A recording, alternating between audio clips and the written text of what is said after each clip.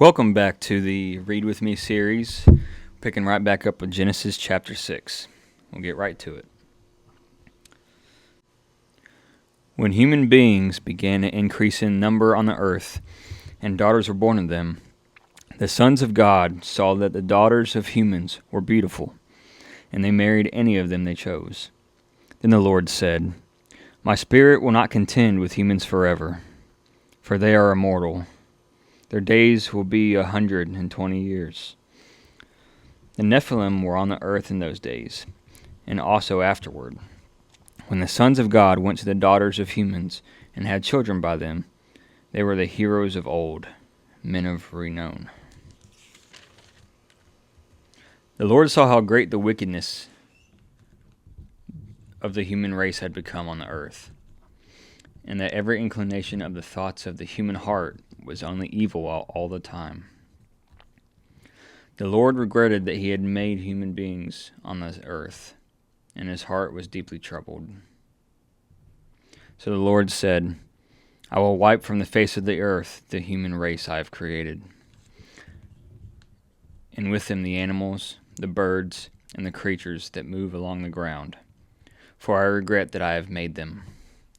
But Noah found favor in the eyes of the Lord. This is the account of Noah and his family. Noah was a righteous man, blameless among the people of his time, and he walked faithfully with God. Noah had 3 sons, Shem, Ham, and Japheth.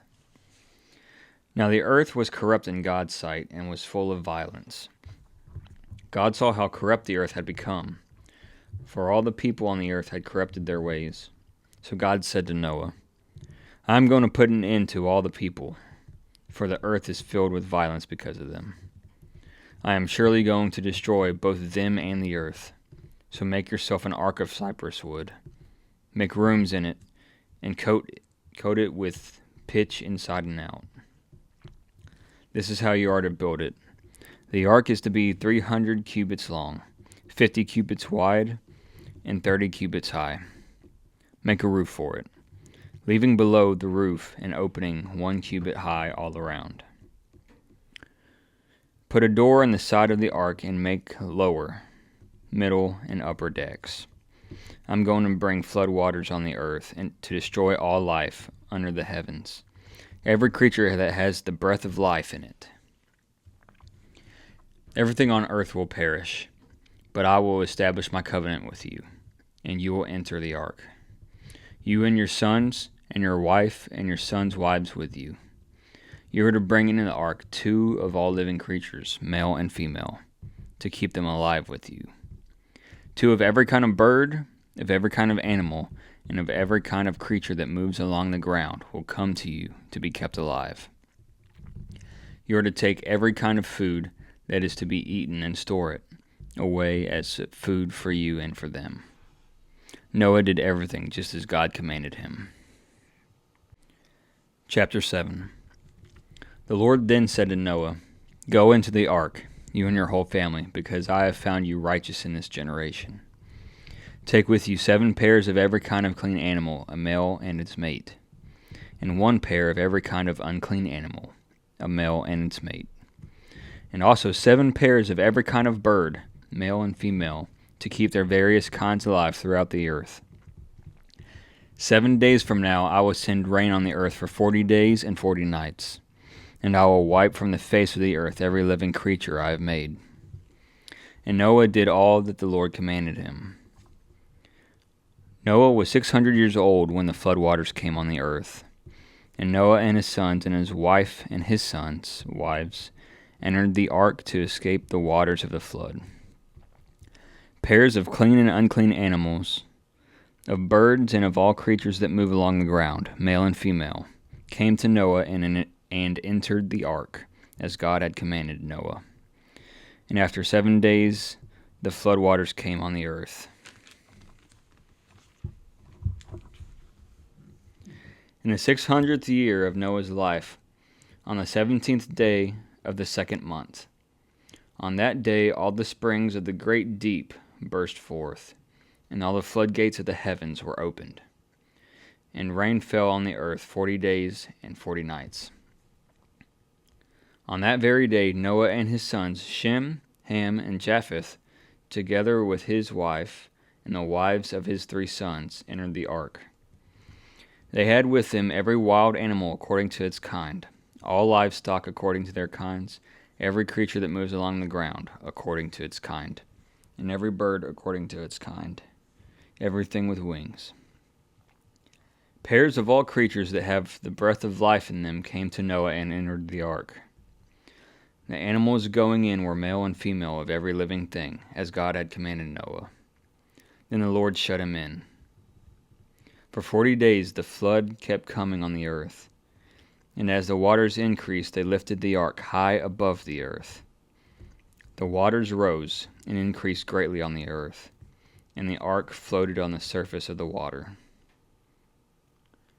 They rose greatly on the earth, and all the high mountains under the entire heavens were covered. The waters rose and covered the mountains to a depth of more than 15 cubits. Every living thing that moved on the land perished: birds, livestock, wild animals, all the creatures that swarm over the earth, and all mankind. Everything on dry land that had the breath of life in its nostrils died. Every living thing on the face of the earth was wiped out. People and animals, and the creatures that move along the ground, and the birds were wiped from the earth. Only Noah was left, and those with him in the ark. The waters flooded the earth for 150 days. Chapter 8.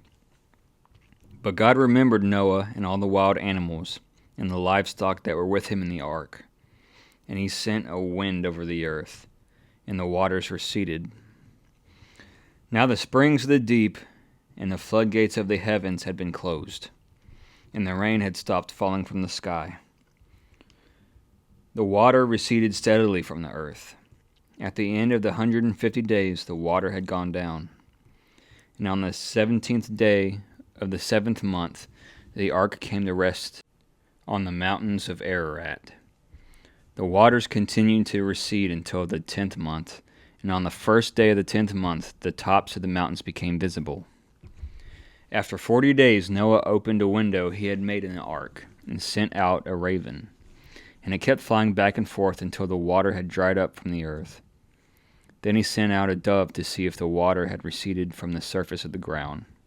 But the dove could find nowhere to perch because there was water over all the surface of the earth. So it returned to Noah in the ark. He reached out his hand and took the dove and brought it back to himself in the ark.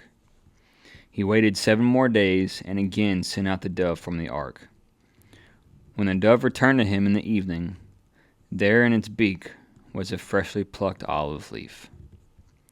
Then Noah knew that the water had receded from the earth. He waited 7 more days and sent the dove out again, but this time it did not return to him. By the first day of the first month of Noah's 601st year, the water had dried up from the earth. Noah then removed the covering from the ark and saw that the surface of the ground was dry. By the 27th day of the 2nd month, the earth was completely dry. Then God said to Noah, "Come out from the ark, you and your wife, and your sons and their wives. Bring out every kind of living creature that is with you, the birds, the animals, and all the creatures that move along the ground, so they can multiply on the earth and be fruitful and increase in number on it." So Noah came out, together with his sons and his wife and his sons' wives, all the animals and all the creatures that move along the ground, and all the birds. Everything that moves on the land came out of the ark, one kind after another. Then Noah built an altar to the Lord, and taking some of all the clean animals and clean birds, he sacrificed burnt offerings on it. The Lord smelled the pleasing aroma and said in his heart, "Never again will I curse the ground because of humans, even though every inclination of the human heart is evil from childhood." and never again will I destroy all living creatures as I have done. As long as earth endures, seedtime and harvest, cold and heat, summer and winter, day and night will never cease. Chapter 9. Then God blessed Noah and his sons, saying to them, Be fruitful and increase in number and fill the earth. The fear and dread of you will fall on all the beasts of the earth, and on all the birds in the sky, on every creature that moves along the ground, and on all the fish of the sea. They are given into your hands. Everything that lives and moves about will be food for you. Just as I gave you the green plants, I now give you everything. But you must not eat meat that has its lifeblood still in it. And for your lifeblood I will surely demand an accounting. I will demand an accounting from every animal, and from each human being too. I will demand an accounting for the life of another human being. Whoever sheds human blood, by humans shall their blood be shed, for in the image of God has God made mankind. As for you, be fruitful and increase in number. Multiply on the earth and increase upon it. Then God said to Noah and his sons with him, I now establish my covenant with you and with your descendants after you, and with every living creature that was with you, the birds, the livestock, and all the wild animals, all those that came out of the ark with you, every living creature on earth. I establish my covenant with you. Never again will all life be destroyed by the waters of a flood. Never again will there be a flood to destroy the earth. And God said, This is the sign of the covenant I am making between me and you, and every living creature with you, a covenant for all generations to come. I have set my rainbow in the clouds, and it will be the sign of the covenant between me and the earth. Whenever I bring clouds over the earth and the rainbow appears in the clouds, I will remember my covenant between me and you, and all living creatures of every kind. Never again will the waters become a flood to destroy all life. Whenever the rainbow appears in the clouds, I will see it and remember the everlasting covenant between God and all living creatures of every kind on the earth. So God said to Noah, This is the sign of the covenant I have established between me and all life on earth. The sons of Noah who came out of the ark were Shem, Ham, and Japheth. These were the 3 sons of Noah, and from them came the people who were scattered over the whole earth. Noah, a man of the soil, proceeded to plant a vineyard. When he drank some of its wine, he became drunk and lay uncovered in his tent. Ham, the father of Canaan, saw his father naked and told his 2 brothers outside. But Shem and Japheth took a garment and laid it across their shoulders. Then they walked in backward and covered their father's naked body. Their faces were turned the other way so that they would not see their father naked. When Noah awoke from his wine and found what his youngest son had done to him, he said, Cursed be Canaan, the lowest of slaves will he be to his brothers. He also said, Praise be to the Lord, the God of Shem. May Canaan be the slave of Shem. May God extend Japheth's territory. May Japheth live in the tents of Shem. And may Canaan be the slave of Japheth. After the flood, Noah lived 350 years. Noah lived a total of 950 years, and then he died. Chapter 10. This is the account of Shem, Ham, and Japheth, Noah's sons, who themselves had sons after the flood. The Japhethites. The sons of Japheth, Gomer, Magog, Madai, Javan, Tubal, Meshech, and Tyrus. The sons of Gomer, Ashkenaz, Riphath, and Togarmah. The sons of Javan, Elisha, Tarshish, the Kittites, and the Rodanites. From these the maritime peoples spread out into their territories by their clans within their nations, each with their own language.